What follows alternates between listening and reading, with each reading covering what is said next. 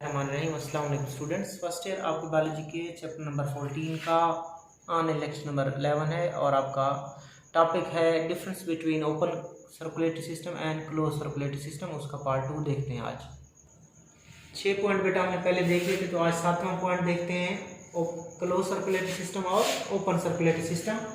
तो याद रखना, जो क्लोज सर्कुलेटरी सिस्टम होता है उसकी मिसाल अर्थवर्म है और जो ओपन सर्कुलेटरी सिस्टम है उसकी मिसाल कॉकरोच है। ठीक है बेटा।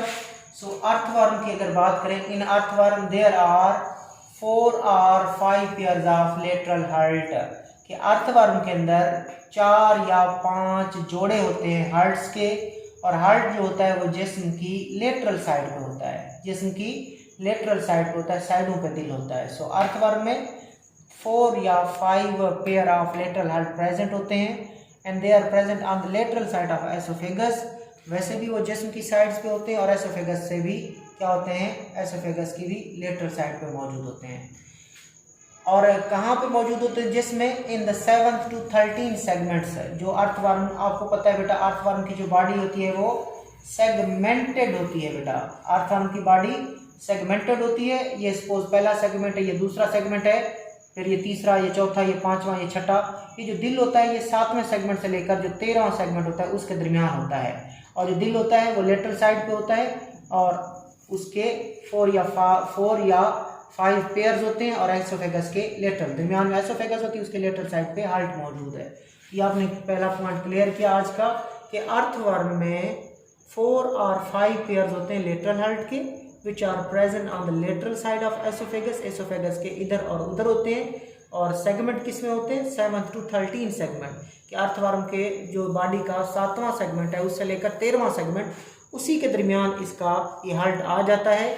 हार्ट का काम क्या है, heart pump the blood. Heart क्या करता है, ब्लड को पंप करता है from dorsal to ventral blood vessel. यहाँ पे हम ब्लड वेसल्स भी पढ़ेंगे, डार्सल ब्लड वेसल्स भी होती हैं, वेंट्रल ब्लड वेसल्स भी होती हैं, सब न्यूरल ब्लड वेसल्स भी होती हैं। जो दिल होता है वो खून को पंप करता है from dorsal blood vessel to ventral blood vessels. ठीक है बेटा। कॉकरोच की बात करते हैं कि in cockroach the heart is 13 chambered. MCQs है कि कॉकरोच का जो दिल होता है वो 13 चैम्बर्ड होता है, ट्यूबुलर वेसल होता है, प्रेजेंट इन पेरिकार्डियल साइनस। और इस जिस जगह होता है उस जगह को क्या कहते हैं, पेरिकार्डियल साइनस कहते हैं। Placed in the mid dorsal region, और मिड डार्सल रीजन में होता है बिलो द टर्गा, टर्गा के नीचे मौजूद होता है। इन द अब्डोमिनल रीजन, पेट के इलाके में। On the side of pericardial sinus, pericardial sinus के साथ ही देयर आर एलरे मसल, खास किसके मसल्स होते हैं उनको एलरे मसल कहते हैं। Helping in the flow of blood, जो खून के फ्लो में मदद करते हैं। Each heart chamber has a pair of lateral opening called ostia. ये भी एमसीक्यूज है कि कॉकरोच में हर दिल के चैम्बर में पेयर ऑफ लेटरल ओपनिंग्स पाई जाती हैं, उन पेयर ऑफ लेटरल ओपनिंग्स को ऑस्टिया कहते हैं। सो कॉकरोच का जो हार्ट है 13 चैम्बर्ड होता है, ट्यूबुलर वेसल है, और जिस जगह मौजूद है उस जगह का नाम पेरिकार्डियल साइनस है। और कहाँ पे है, इन मिड डार्सल रीजन है, यानी कि दरमियान में है, जिस्म की डार्सल साइड पे है, टर्गा के नीचे है और पेट में मौजूद है। पेरिकार्डियल साइनस के एक तरफ खास कर उसके मसल्स होते हैं, उनको एलरे मसल कहते हैं, जो कि खून के फ्लो में मदद करते हैं।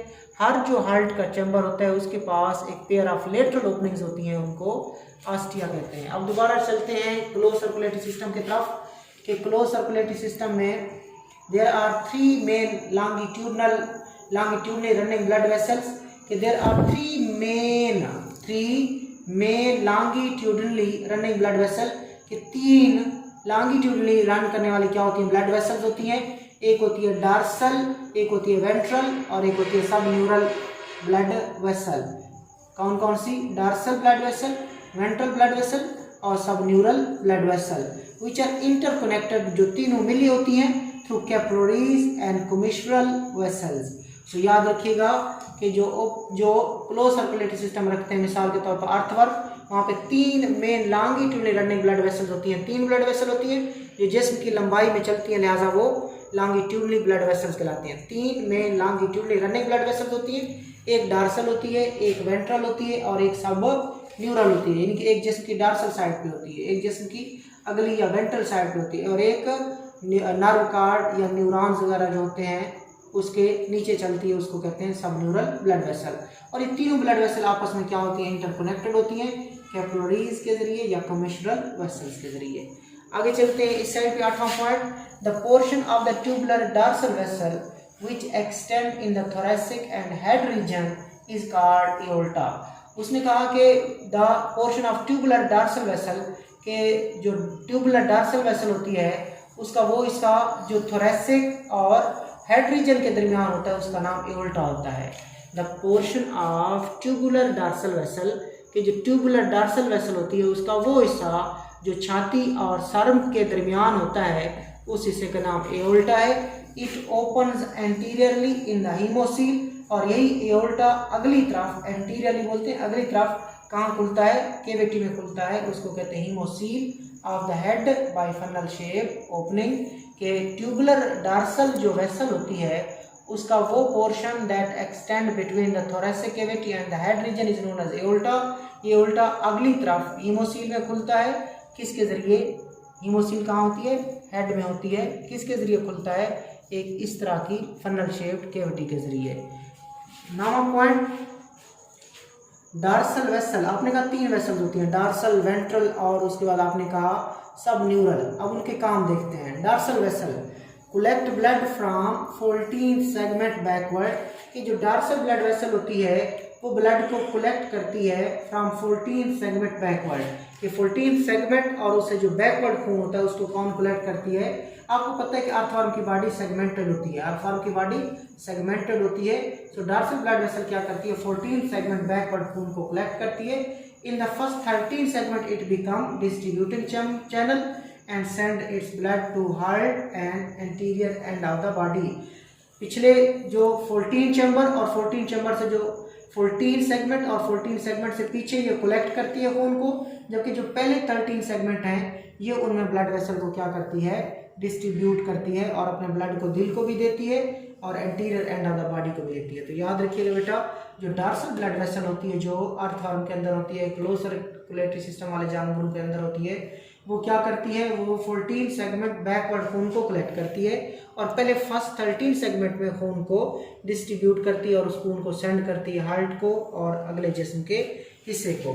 अब चलते हैं वेंट्रल ब्लड वेसल की तरफ। वेंट्रल ब्लड वेसल, ये एमसीक्यूज है आपका, कि वेंट्रल ब्लड वेसल जो है चीफ डिस्ट्रीब्यूटिंग वेसल है। इन 3 में से डार्सल, वेंट्रल, सब न्यूरल में से सबसे मेन डिस्ट्रीब्यूटिंग वेसल कौन सी बेटा, वो है ventral vessel is a chief distributing vessel with backward flow, जिसमें खून क्या करता है, बैकवर्ड फ्लो करता है। तो चीफ डिस्ट्रीब्यूटिंग कौन है, चीफ डिस्ट्रीब्यूटिंग वेसल जो है वो वेंट्रल वेसल है और वो खून को बैकवर्ड उसमें फ्लो करवाती है। सब neural blood vessel is a collecting vessel, वो कलेक्टिंग वेसल है and flow of blood is backward, और इसमें ब्लड जो होता है वो बैकवर्ड होता है। सब न्यूरल कलेक्टिंग है, ठीक हो गया। चीफ डिस्ट्रीब्यूटिंग कौन है, वेंट्रल है, जबकि जो डार्सल है वो कलेक्टिंग भी है और सेंड भी करती है। So subneural blood vessel collecting vessel है and flow of blood is backward. Subneural blood vessel जो होती है बेटा communicate with dorsal blood vessel through commissural vessel. ये एमसीक्यूज बन सकता है कि सब न्यूरल ब्लड वेसल जो होती है कम्युनिकेट करती है, राब्ता करती है डार्सल वेसल के साथ, किसके जरिए, कमिश्नल वेसल के जरिए। तो ये आपने नामा पॉइंट क्लियर किया, उसमें आपने 3 ब्लड वेसल के बारे में बताया। आपने पहले यहाँ पे कहा 3 ब्लड वेसल्स होती हैं जो लॉन्गिट्यूडनली रन करती हैं, डार्सल, वेंट्रल और सब न्यूरल। फिर उन तीनों की यहाँ पे 9th पॉइंट पे आपने एक्सप्लेनेशन की। जो डार्सल ब्लड वेसल है वो 14 सेगमेंट बैकवर्ड क्या करती है, खून को कलेक्ट करती है और पहले 13 सेगमेंट में डिस्ट्रीब्यूट करती है। उसके बाद फिर आपने क्या कहा, आपने कहा जो वेंट्रल वेसल है वो चीफ डिस्ट्रीब्यूटिंग वेसल है और बैकवर्ड फ्लो होता है उसमें, जबकि सब न्यूरल ब्लड वेसल जो है वो कलेक्टिंग वेसल है और फ्लो ऑफ ब्लड यहाँ पे भी बैकवर्ड होता है। और ये सब न्यूरल ब्लड वेसल जो है वो डार्सल ब्लड वेसल के साथ कम्युनिकेट करती है कमिश्नल ब्लड वेसल से। चलते हैं इधर, flow of blood from heart to aorta, कि खून का फ्लो हार्ट से कहाँ होगा, एओर्टा में होगा, एओर्टा से हीमोसील इन हेड में होगा और हीमोसील से पेरीविसरल साइनस में होगा, पेरीविसरल साइनस से पेरीन्यूरल साइनस में होगा, पेरीन्यूरल साइनस से फिर दोबारा पेरीविसरल साइनस में होगा और पेरीविसरल साइनस से पेरिकार्डियल साइनस में होगा, और पेरिकार्डियल साइनस से हार्ट में होगा, और खून कहाँ जाएगा, हार्ट में जाएगा, ओपनिंग को क्रॉस करके, उन ओपनिंग को कहते हैं ostia. So flow of blood क्या है कॉकरोच में, हार्ट से खून जाता है एओल्टा में, एओल्टा से जाता है हीमोसील में जो कि हेड में मौजूद है, हीमोसील से जाता है पेरीविसरल साइनसेस में, जो ऑर्गन्स होते हैं उनके गिर्द जो जगह होती हैं उनको पेरीविसरल साइनसेस कहते हैं, वहाँ जाता है।